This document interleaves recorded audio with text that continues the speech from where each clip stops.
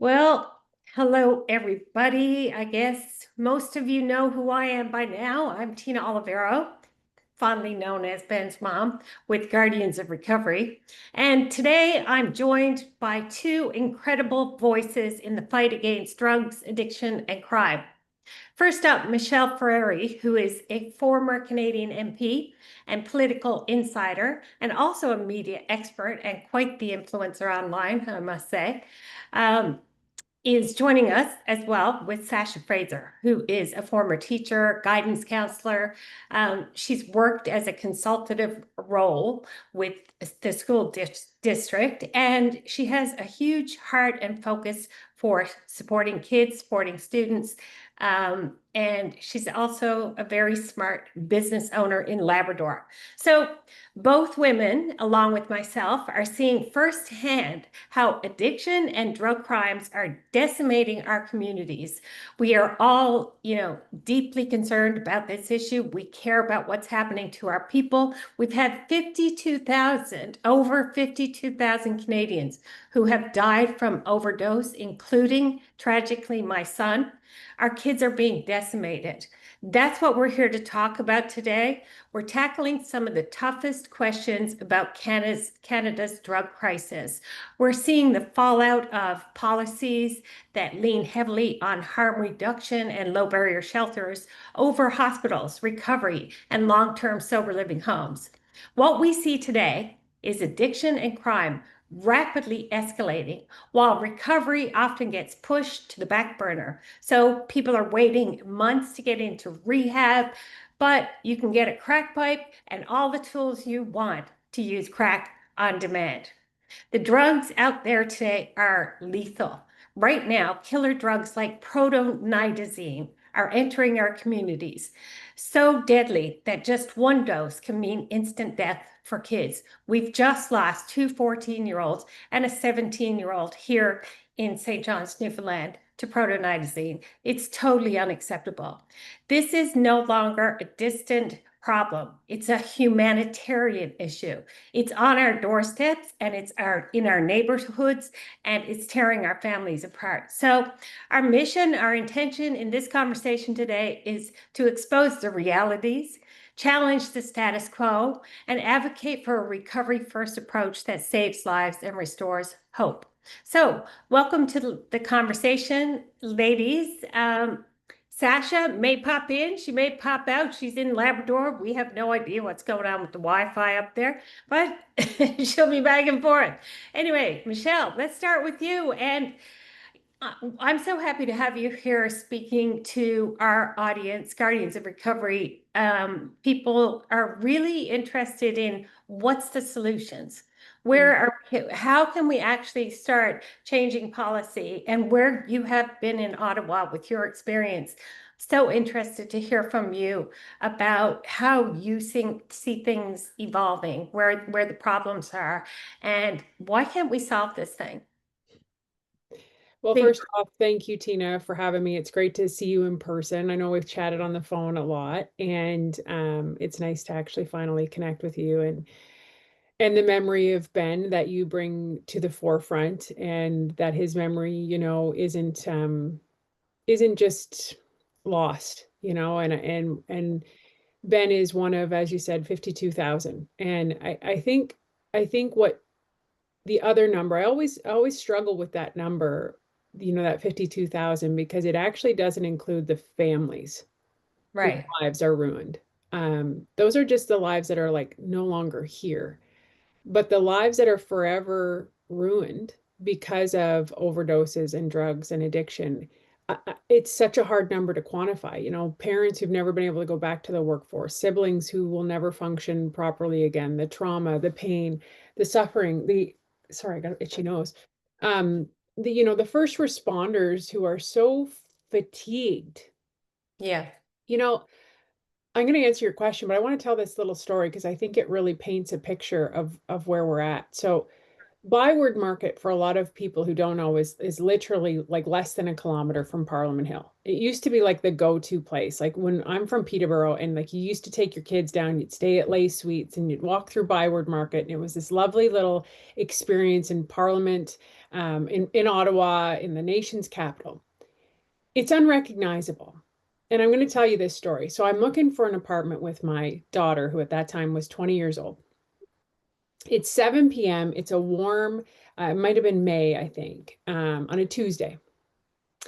And right across from the Rideau Center in Byward Market on the main drag there is a man who's overdosed. And you can't tell if he's alive or if he's dead. And the friends are hysterical. They're over top of him and they're pounding on his chest. And the paramedics pull up. And they kind of slowly get out of their ambulance and they walk over. And you can see, to somebody who is not familiar with this situation, they almost looked like they didn't care or they weren't compassionate. Mm-hmm. But what they didn't know is that those paramedics had probably already responded to that man multiple times, probably that day or that week or that month. Yeah, And the compassion fatigue on the front line, like the helpers need help. they And do. and that is so big. And then on the opposite side of that is you have these these people that somehow got sucked into enabling and Mhm. that safe supply and giving people the thing that actually makes them sick is the compassionate thing to do. Yeah. And that's kind of the divide I see socially and politically that we have, where I was when I sat in committees and in the House of Commons. You have people that genuinely believe that giving them drugs because they're going to go find it anyway, so you might as well give it to them. Mm-hmm. And I often think, like, I've had so many conversations with people who sit on the opposite end of the spectrum with me. Yeah. So often I don't actually think they're malicious or they're bad. I Oh. think they can't handle watching someone suffer and they think they're helping. Like an enabler is just as dangerous as the addict. And but if you don't have the self-awareness to go along with that, to see the long-term pain that you're causing, it's a big challenge. And so then comes the piece to your question of where does politics come into play? Well, in Yeah. our city of Peterborough is a perfect example. So Peterborough is a canary in the coal mine. We are kind of an intersection. We're what's called a bellwether riding. So we're like basically a little microcosm of the entire country. We have a ton of government subsidies. We are one of the social service providers in Eastern Ontario. So we have a lot of low income people. We have a lot of people who are dependent on the government jobs that supply safe supply and all of these other social programs. So they don't want to see them go because they're worried that their livelihood will be gone. Mm-hmm. I think we need to shift that thinking and that mindset to no, no, no, no, no. We can implement, you're always going to need programming for people. Yeah. This is the wrong programming. This is actually making it so much worse. And I think it comes down to what is the return on the dollar, on the tax dollar that we are getting when we put out money. And I always go back to I have this wonderful human in my community named Peggy Shaughnessy. Peggy has dedicated her life to treatment and recovery. She treats why you are addicted. Okay. She Right. doesn't just say, okay, we need to get you detoxed and then send you on your way. Good luck. Oh, well, I'm going to put you right back in the exact same environment that made you sick. And guess what? You're going to relapse and probably die because now you've had it without your system. And this is often what happens in that cycle. Yeah. Peggy actually treats the why. And, she's never had an overdose. She's the only time the police have ever been to her facility is for coffee.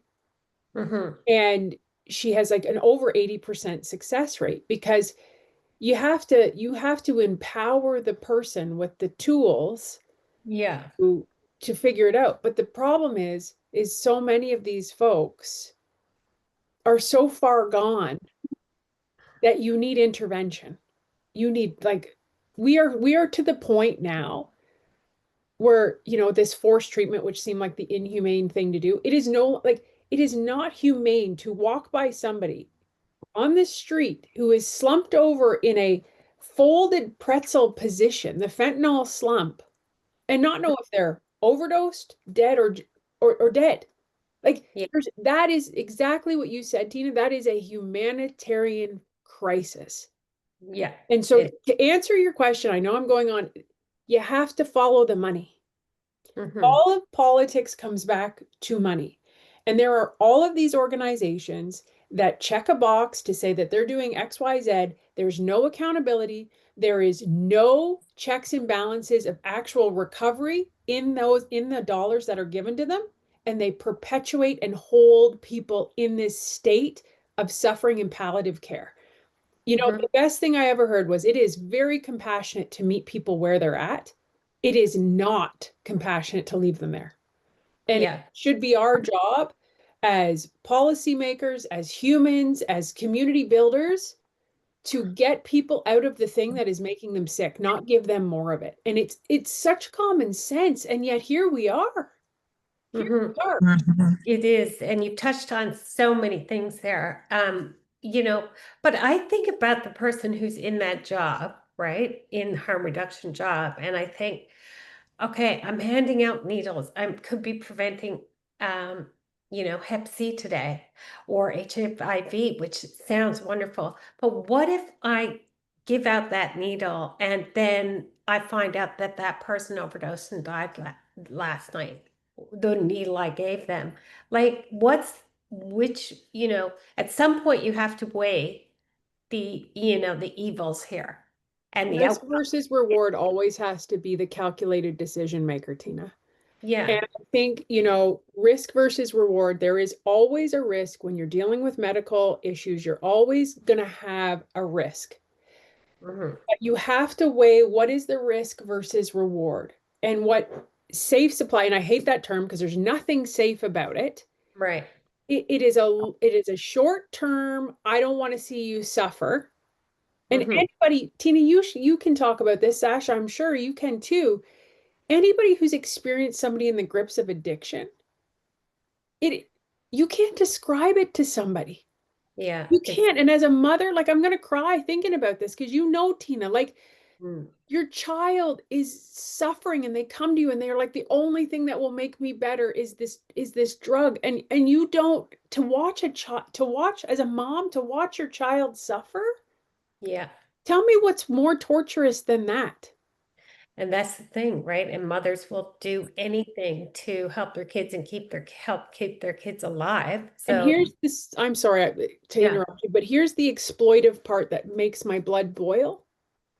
These harm reduction people have exploited the emotions of mothers to Hmm. sell them this hope, this Yeah. falsehood that safe supply will save their child. And that is criminal. Yeah, I agree. Criminal. I agree. Like right from the get-go, even when, Ben was the last year of his life, and I was every day trying to save his life for over 5 years. And the system itself really did enable him to stay in addiction. He was in what we call drug den shelter or a low barrier shelter, meaning if you can continue to do drugs there, but it kind of opened up the doors to, oh, I can continue to do drugs. I can do drugs on the premises. I can sell drugs from the premises. I can take drugs and have them on the premises. And that's what that whole opened the door, because addiction takes the path of least resistance. Every So time. if you have architected a very low level of care that allows people just to keep using, that's what the addict is going to utilize. But if you're, upping that game and saying, okay, well, here's your place to stay, but all roads are going to lead to recovery, and here's how we're going to get you there. Like in Portugal, when people break the law and they're trafficking drugs, they don't say, here's your free ticket. They go before a panel. They say, is it going to be a fine? Are you going to jail or are you going to recovery? That's a whole entirely different level of, you know, choices.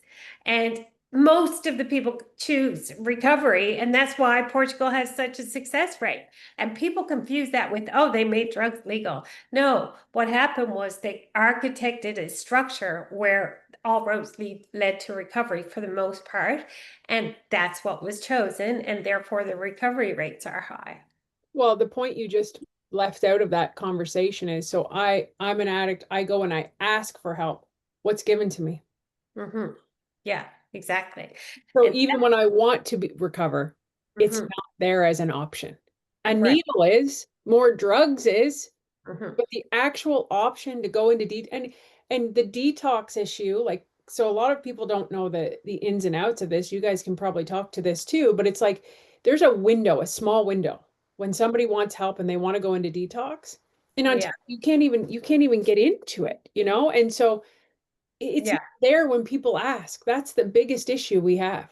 Yeah, here too. Like it takes it at least 2 months before you can get into rehab here. There's no such thing as on-demand detox, on-demand rehab. That's actually what we're fighting for. Sasha, just to change scope slightly here. Sasha, in Labrador, can you paint a picture of what's actually happening um, in that war zone up there? Like what's going on? I mean, we're in an area where we do have a great deal of addiction, and we have high crime rates to correspond with that. Um, and I think that it just goes right back to the points that you have continually made about this overwhelming focus on harm reduction to the exclusion of recovery oriented solutions. And there's a huge support where I am for recovery oriented solutions. And I think, to go back to one of the points that Michelle made, that divide that exists politically, I think that one of the big pieces is that harm reduction does have a place in all of this, but we need to carve out exactly what that place is. And I've heard the analogy of a four-leg tail. You're You know, cracking, the, you're cracking up a the little bit. You need to stay still. am I? Yes, don't move at all. um, Talk still. okay. We also need better We cell have service in to. Canada. We do. We do need better cell service, but I think we have to look at how all the pieces fit together within a recovery oriented system, a very robust recovery oriented system.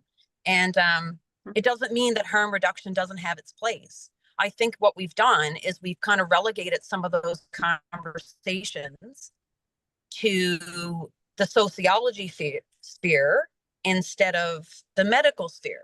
So we have to figure out, okay, what is our drug policy? How does that then cascade down to our programs and services? And how do those four,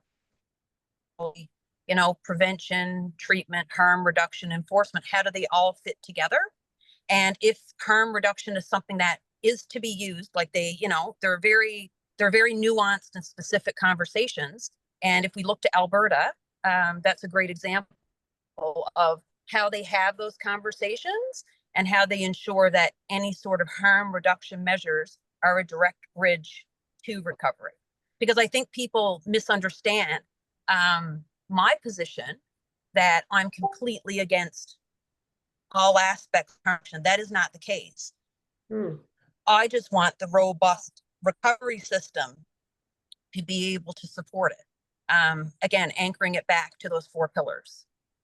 But Well, don't you think, Sasha and Tina, I'm curious what you guys okay. think. Like, don't you think that they have actually exploited the term harm reduction to divide people? Because it's like, what does it even mean? And what is the damn definition of it?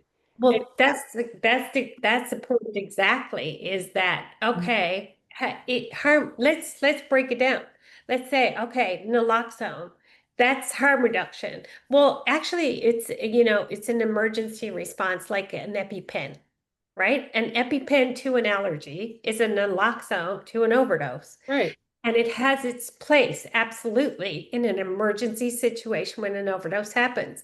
That sounds perfectly logical. However, if, like you say, all roads lead to harm reduction and there's no road to recovery, that's why we're in the crisis we're in, is because people keep circling. But what if, say, for example, like this is where it goes astray, and this is where it gets really dark. And that is people apply for programs like the alcohol managed program. And we just ATIP that here in Newfoundland from one of the organizations. $400,000 was committed to alcohol to provide to alcoholics. Under that program. $370,000 of that money went to harm reduction salaries, who are not professionals, by the way, and $70,000 went to alcohol. And that alcohol is being dispensed out in public places, to people in parks. Sometimes people are getting 20 beers a day. Like, it's off the charts, right? And this is the problem. This is why we can't even agree on a definition of harm reduction, because every single thing has a different set of variables. Is that thing a job, just like a make work project, Yes. or Yes. is it does it actually have a medical function that is going to facilitate someone getting better? And if so, why isn't it administered by a medical person? Why is it being, with no oversight, being administered by Jack Joe off the street who just says, I want to help homeless people or addicts, so with no Yeah. real qualifications to handle the medical side of it? And I think it goes back to the exploitation piece. I think in a system where you don't have a very strong recovery focus, it allows it to be exploited, misunderstood, misinterpreted, misapplied. And it goes again back to the point that I made about relegating those conversations outside of the medical profession or addictions medicine. I've said this to Tina a number of times, that some of the conversations, I don't necessarily engage in conversations specific to the pharmaceutical piece around harm reduction, because that's not my background. I think those conversations have to be happening with those in the medical field that are experts in that area. So we don't, in any other field of medicine that I can remember, or that I can even think of.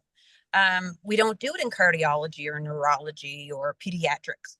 We seem to trust the people in those professions that are trained.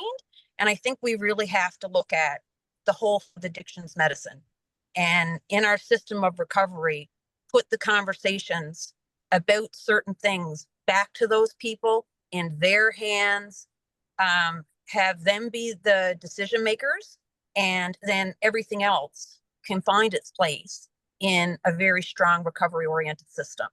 Yeah. So, like, how it came about was we had people who were in addiction and homeless on the streets, and then people were dying in snowbanks. So they put them in hotels. That seems so logical and so humane, and such a Canadian thing to do. But what happened is all the hotels then got filled up with people who were in active addiction. And now we have one hotel after another that are filled with people in active addiction, and the taxpayers are footing the bill. So we have so many hotels that are full like that in So you, Newfoundland. so And you put them in a hotel, but then you don't give them any resources or help. Like it's just like it's like a junk drawer. Like, let's just put it over there and we're going to close the door and not look at it and deal with it. Like, you're not actually solving the issue. Like, just it's so you're treating people like junk. Like, it it's truly. terrible. It's And terrible. And the housing budget, Michelle. So, they get paid anywhere from $120 to $200 per night per person. Think about that.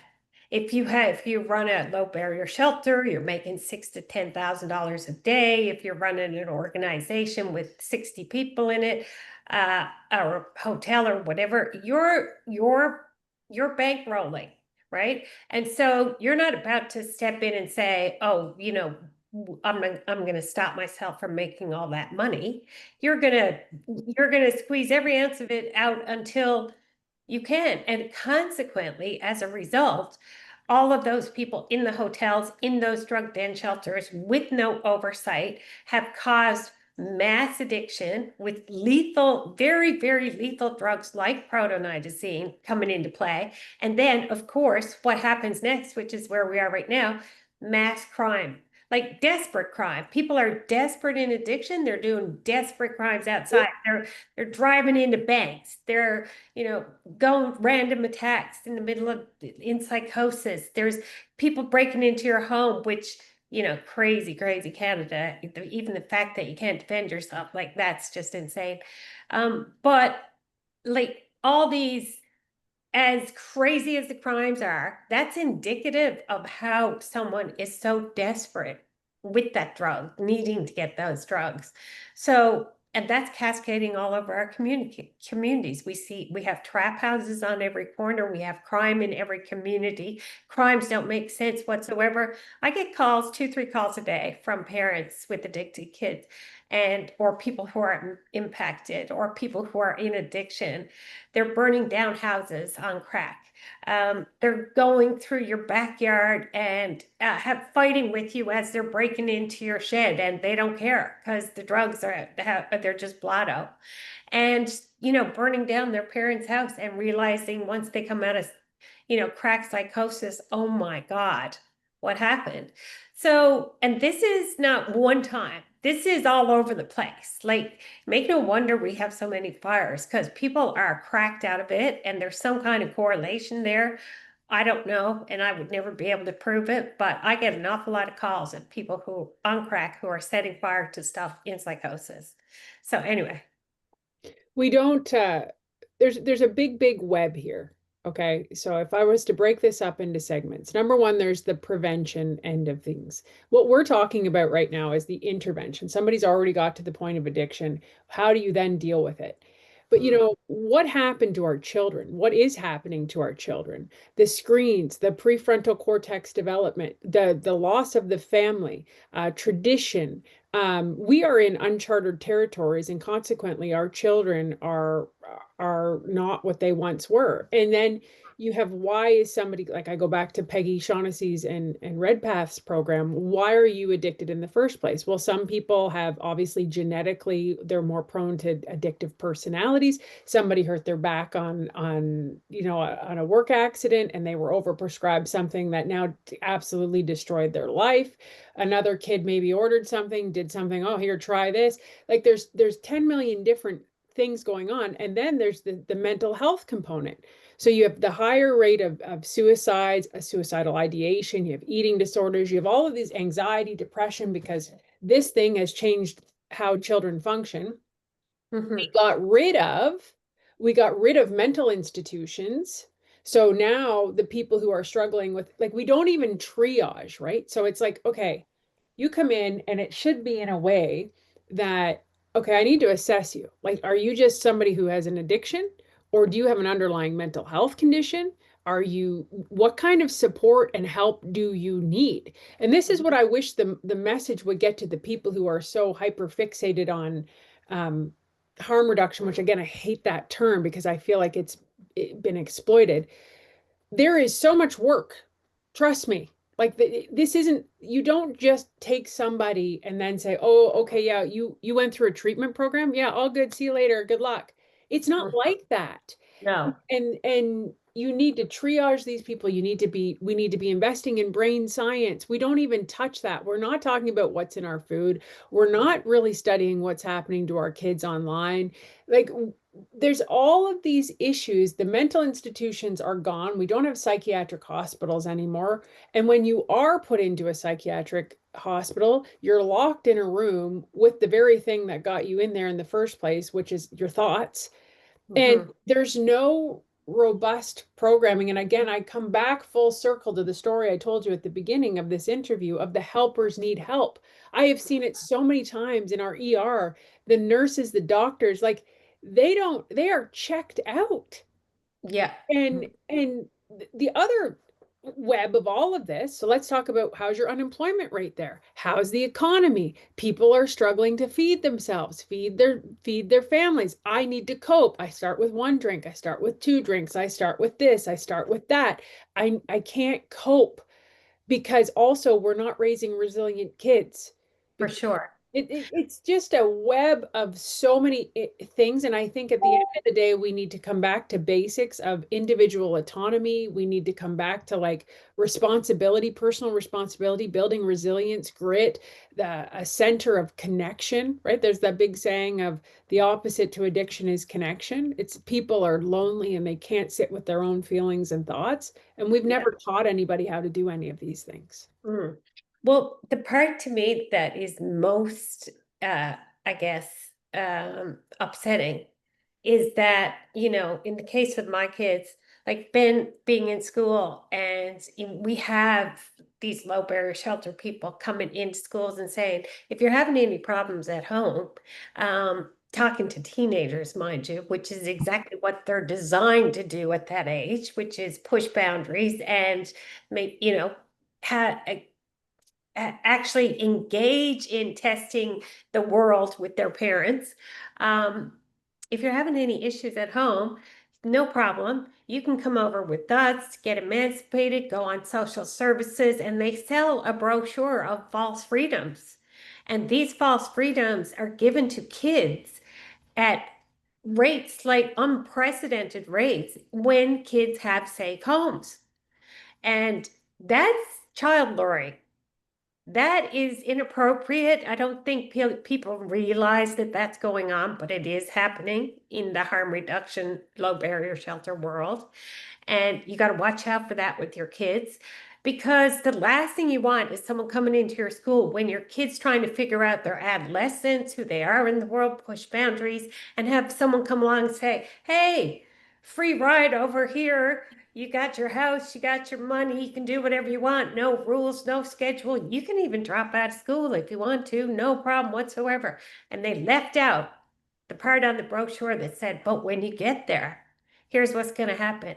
You're going to try drugs, love drugs, try more drugs, love more drugs. You're going to witness addiction. You're going to witness murders. You're going to witness rapes. Your clothes is going to get stolen on a continuous basis. You're probably going to contract HIV or Hep C or both.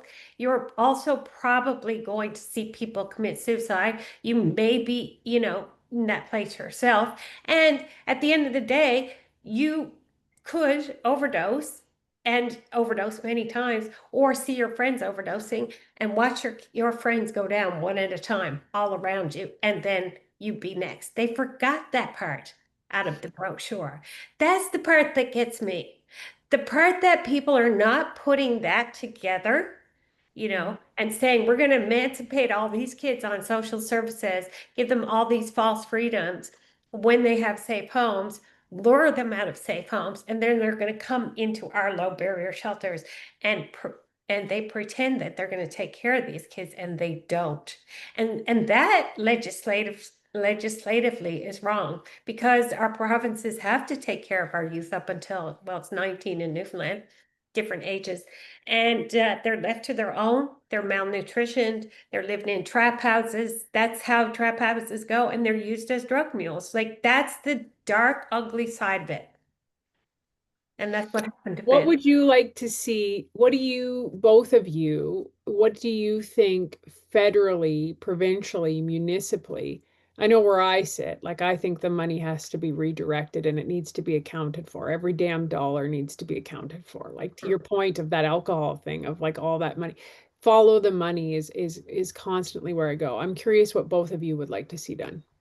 Well, we're on the ATIP I, line right yeah. now. Yeah.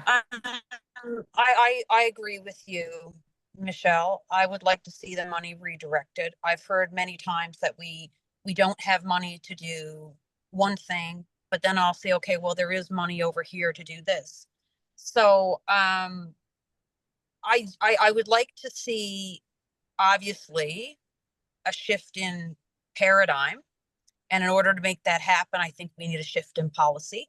So we need a drug policy, and we need a recovery-oriented drug policy. And we just need to make sure that all systems are aligned to support that. So, however we can make that happen, that's what I would like to see. That's what I've advocated for. Have you ever met an addict? So here's the thing, when I go out and I serve on the street and I talk to folks who are in active addiction, number one, none of them like being an addict. I've never met anybody who's like, yeah, this is fun.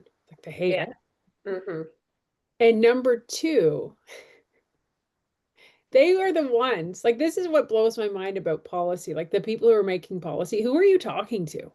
Because the people who are in active addiction are like, don't give a safe supply is the stupidest thing ever. Yeah. None of them, like, they'll tell you it's great. Like, the one guy I dealt with, he's a drug dealer, and he's like, Michelle, that's great. I'm making bank. Mm-hmm.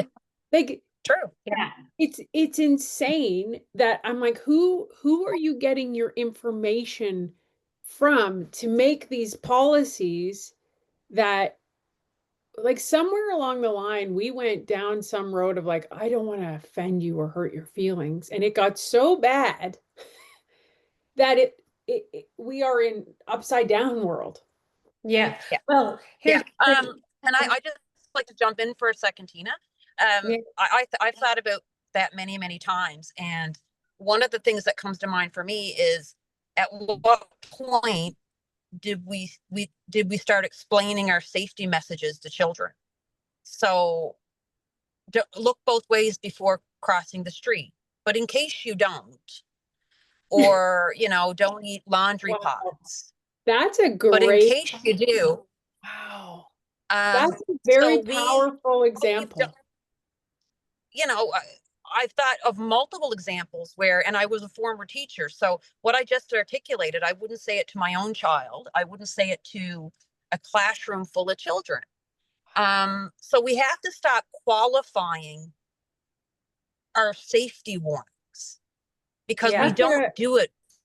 Sasha, you A know how you whole have like host of other things. an aha moment or like a golden nugget? I believe every conversation, there's like one little thing. It's like, you have to look both ways before you cross the street, but in case you don't. Like, what? So you've just given the kid the out to not do it. Like, that is a powerful, powerful example. That's very, very effective. I like that a lot. Mm-hmm. Yeah, and that's what's going out there on our posters and all the stuff that they're giving out in schools. It's like, yeah, for people who are trying drugs, you start slow, and here's what you do, and here's your package, and that kind of stuff. And that is opening up the gateway for, a drug enabling, drug accepting conversation, right? That's what we're dealing with. Yes. Should we be and so therefore that example that I use then segues into a conversation with children about using someone else's pills, for example. So I'll use the example of, if I show my son a pill bottle, I'll say, whose name is on this bottle? Yours, Mom. Okay, who gets to take the pills? You do, Mom. Anyone else? No. Well done, son. Off you go. I mean, that's the end of the conversation. But somehow we've raised the abstinence conversation and then qualified it multiple times and explained it. And we have to look at those conversations in a similar fashion, because, crossing the street is a great example. Eating anything toxic could be another example. So we just have to stop, I think, explaining away or giving the out. It is unsafe to not look both ways to cross the street. It is unsafe to take a toxic drug or a lethal drug or an illicit drug or any drug, perhaps, and just go from there. I think we just have to shift the conversation and realize that some of what we're telling kids is just simply ridiculous. Yeah, I mean, when you talk about protonitazene, which is like 100 times stronger than fentanyl, there's no starting small with Can, protonitazene. can you talk to me about this, Tina? I have not heard this term. What's the street name for it? It's called protonitazene. It's in the nitazene family of drugs, but they don't actually have a street name for it because they put it in Xanax and Dilaudid. It looks like Xanax. It looks like Dilaudid. You think you're taking Xanax or Dilaudid, but it's actually got protonitazene in it for the purpose of making you more addicted and being stronger and, making more money. And a certain percentage of kids who take it are killed instantly. And it's all part of the mix that they're putting fentanyl in these pills as well, right? Blue canoes and everything else. So as they're pressing pills, they're putting in these highly addictive, highly lethal drugs. And a big part of it is well, now all the kids, the real young kids under 19, they're being recruited into the drug mule industry. They are selling for the drug dealers and they're highly, highly addicted. If they do survive, they're addicted to fentanyl, protonitazene, and there's all kinds of like garden variety versions of this coming into play now. And yeah. Listen, I think I'm being mindful of the time because I do have to run on another meeting, but I want to say this because I think it's important to point this out. Criminals, drug dealers, they're always going to invent. Addiction is always going to be around. Like I don't think it's trying to say, hey, we're naive and we're going to fix this and we're going to end addiction. Hmm. What we are doing as legislators is we are worsening a problem. We're like, it should be always like you're trying to mitigate, manage, make it less awful, or at least hold it stable. Yeah. We're not even doing that. We are exploding And you and have to making, ask yourself, why is not the mainstream public speaking up about that? And well, why are not yes. leaders speaking up about that? Well, I think the big thing, and I really want you to answer that one question I did ask you, Tina, before we go of what you want. I think the big thing, we went down a road of what I said earlier of, and Sasha touched on this. We got into some weird thing where it's like, I remember I got messaged and said, you can't call them an addict. And I'm like, well, what? That's offensive. That stigmatizes. I'm like, oh, you're worried about stigma, are you? Instead of them dying? Mm. Like we've lost the plot somewhere along the line Yeah. of, so people didn't speak up and they didn't want to look like the bad guy or like the person who went to city council and said, well, and now it's gotten to the point that the compassion is gone because businesses are shutting down in downtown centers. People are literally, crapping on the streets. They're breaking and they're vandalizing small businesses. The businesses who were on board, like I'll use Peterborough as an example, to support this one center in our community of the hub of safe supply, because they were sold, like somebody comes to you and says, we're going to help people. Everybody's like, Canadians are like, okay, sign here. Hmm. And then you see the results of this social experiment. Yeah. And it's like, so most people would go, whoa, abort, where this is not working. We need to change the direction of the ship. We tried it. And you Hmm. know what? I think you try anything when you're dealing with something as serious as addiction. But Yeah. when the results speak for themselves and you're losing more people than you did in World War II, Yeah. I think, hello, Mhm. change direction. But I do Yeah. want to ask you, Tina, Yeah, what let's you get want back to to see the done. solution. Yeah. But before we get back to the solution, there's a couple of quick things. In this whole process, whether you're an addict or you're a person in harm reduction enabling addiction, there's a couple of things that play out every time. You avoid responsibility of coming up with a solution. You get to control the situation. You allow yourself to dominate a situation. You get to be right about your position. And they use word soup and everything else to continue in that vein. Well, that's the main criteria for an addict. You get to be the victim. You avoid being responsible. You Right. take, you're always controlling things. And the whole, any person who knows an addict knows that they're controlling the whole entire family. They're dominating the whole entire situation. They're always right. They're blaming everybody else.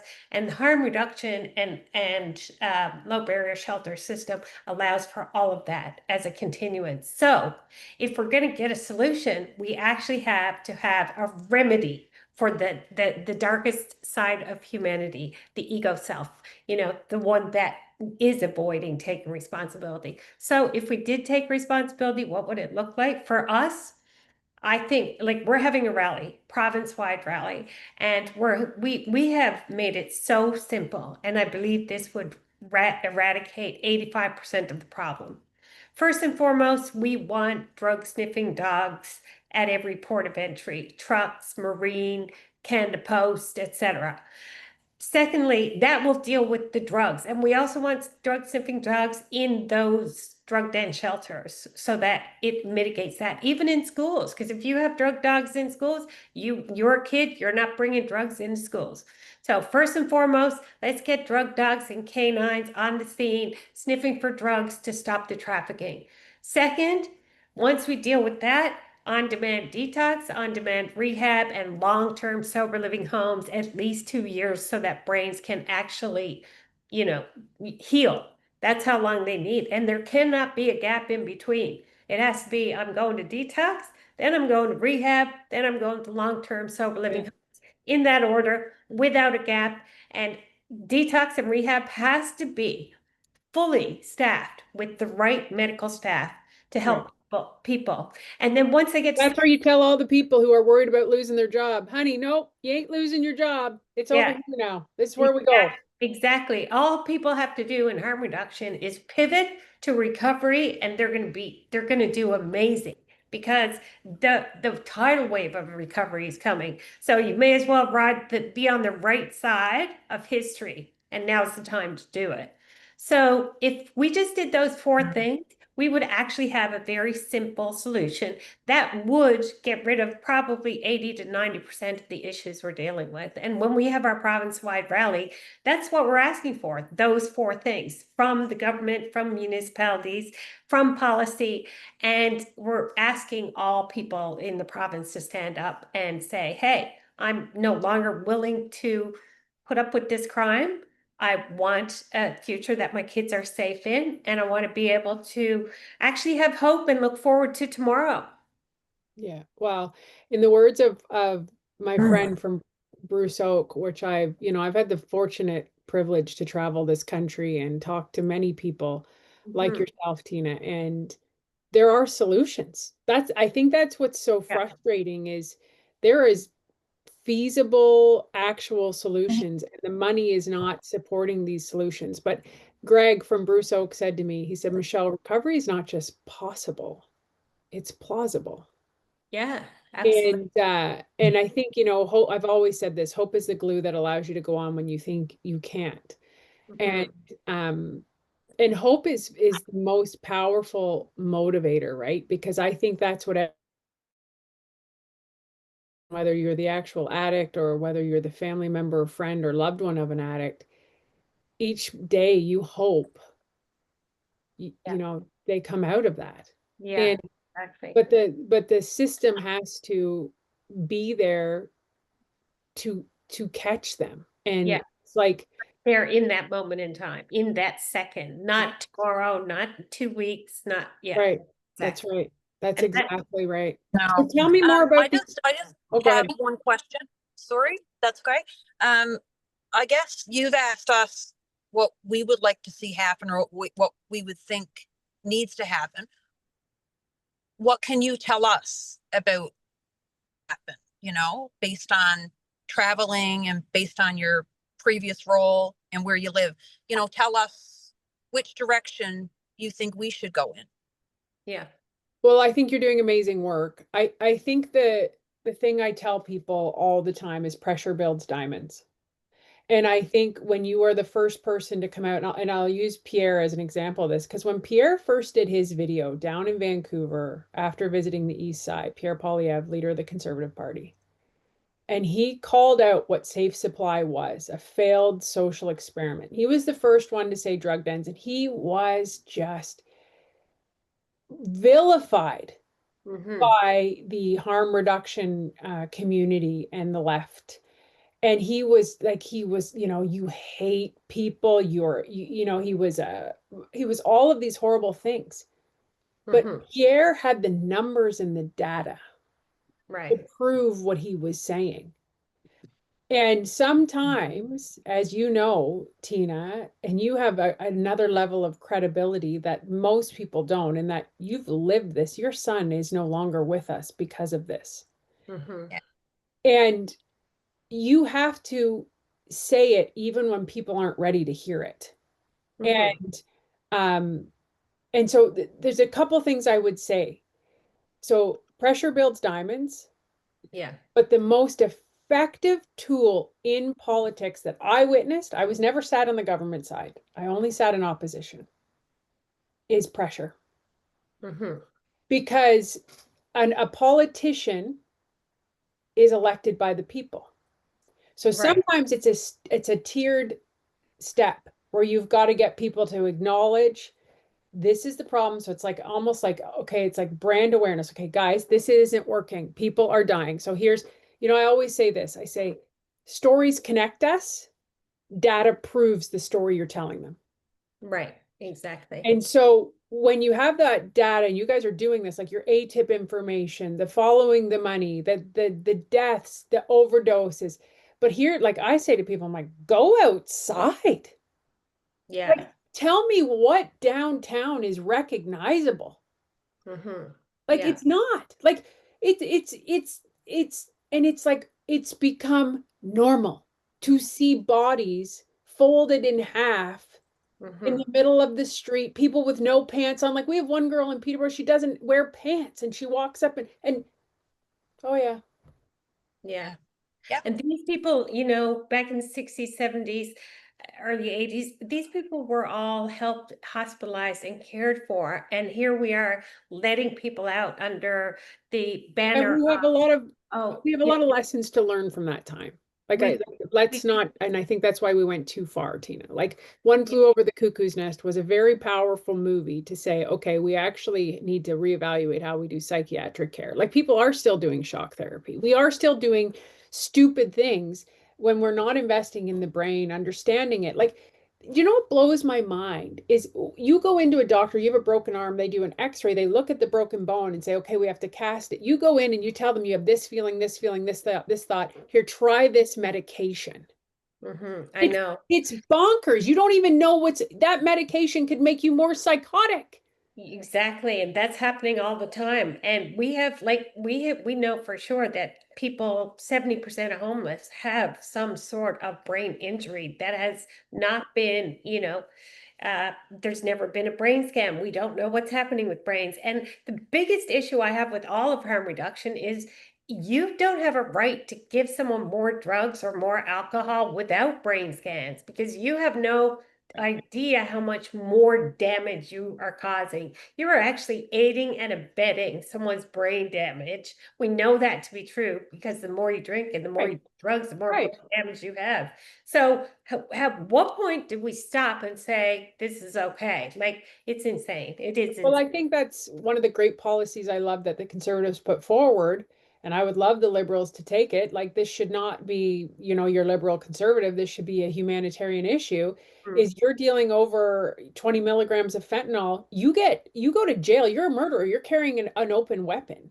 Yeah. And now, with these other drugs you're talking about, because they're always going to involve, that's what they do. Like give a criminal some credit. They're the most innovative entrepreneurs you're ever going to find in your life.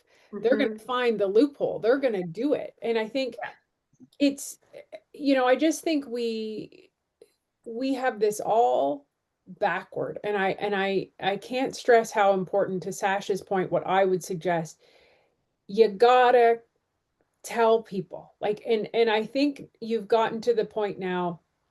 I think what happens is people think, well, what does it matter? Like nobody listens, nobody cares.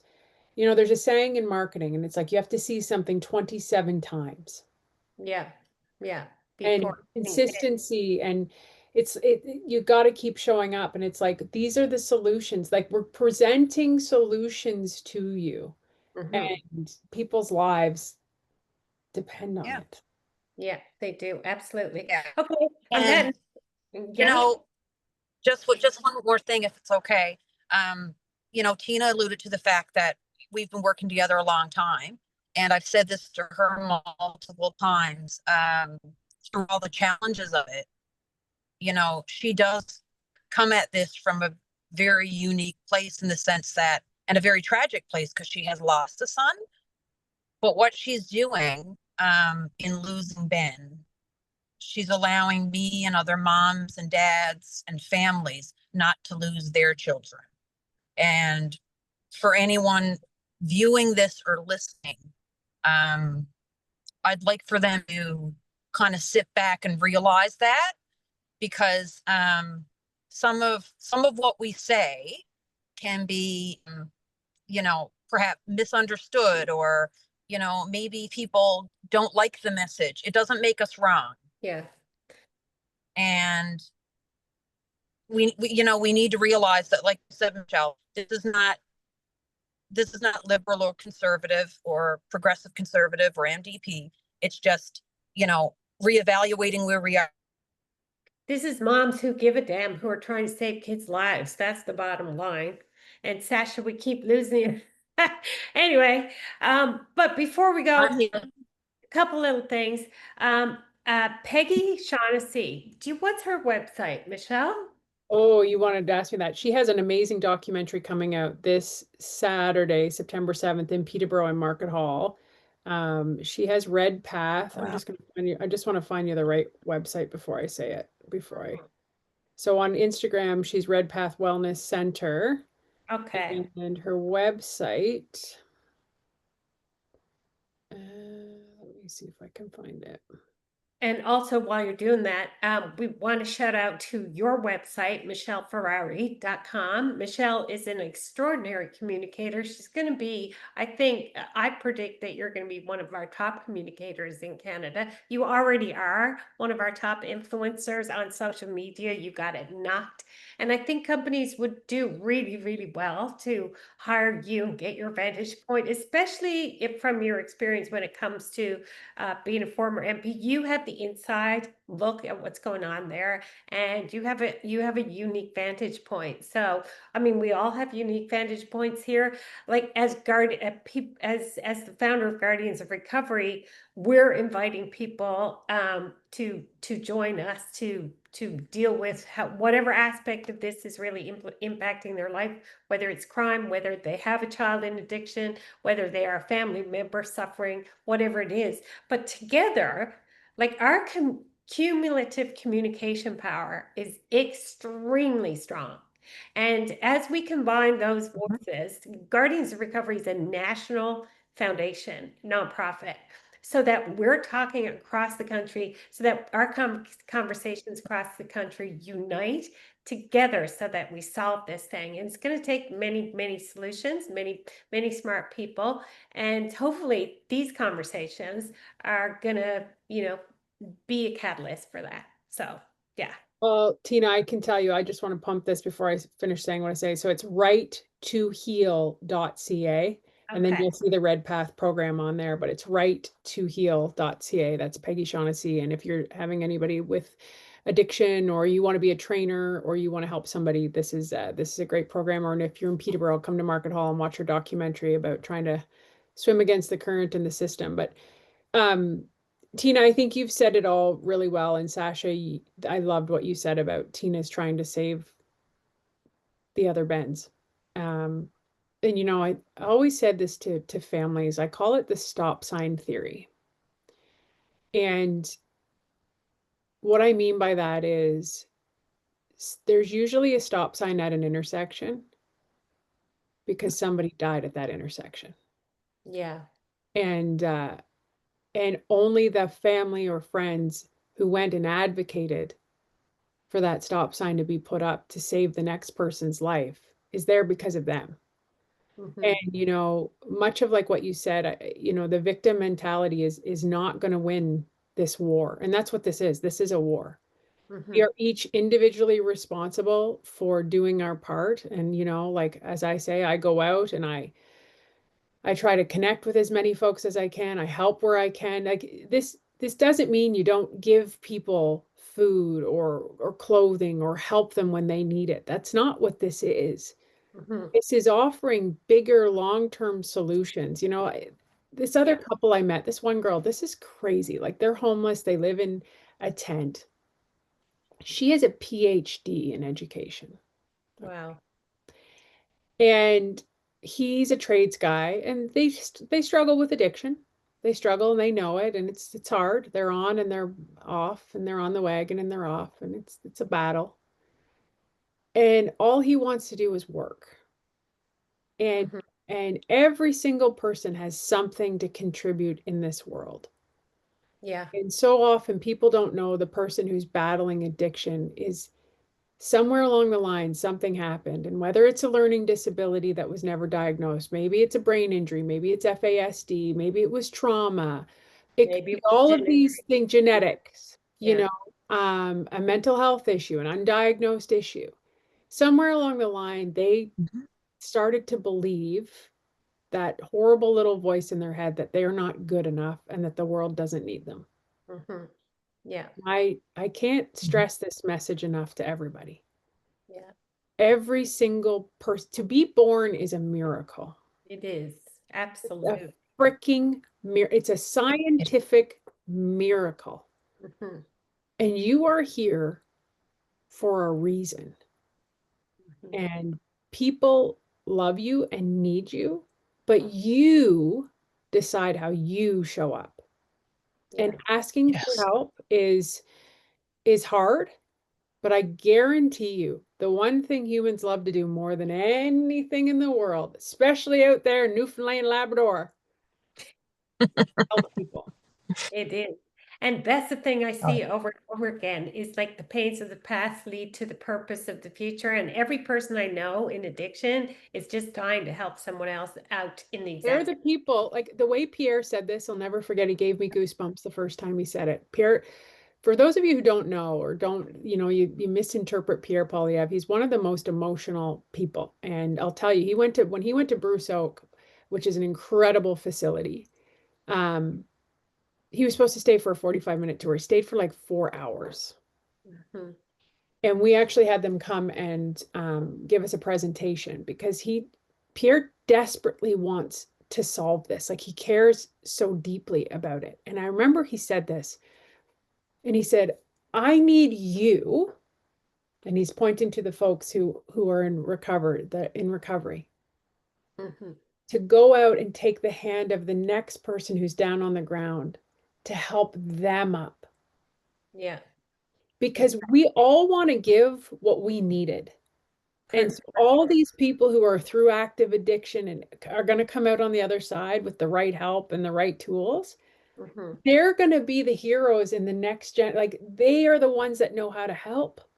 They do. And it's it's a real mindset shift of how we look at this to empower the people. And I believe we can change the direction in which we're going. I really, really do, Tina. And I can't Good. you have so much passion and fire, and you actually need an obsessive person to do this, to get through it. And you have that hyper focus Mhm. to not give up. And I'm so grateful for everything you do. And I'm so sorry that Ben is the life that lost that made you the warrior for this. But you know, Well, he guides me every day from the other no, side. He is absolutely the catalyst in all of this. And we have had 64 people go to rehab since Ben died. And amazing.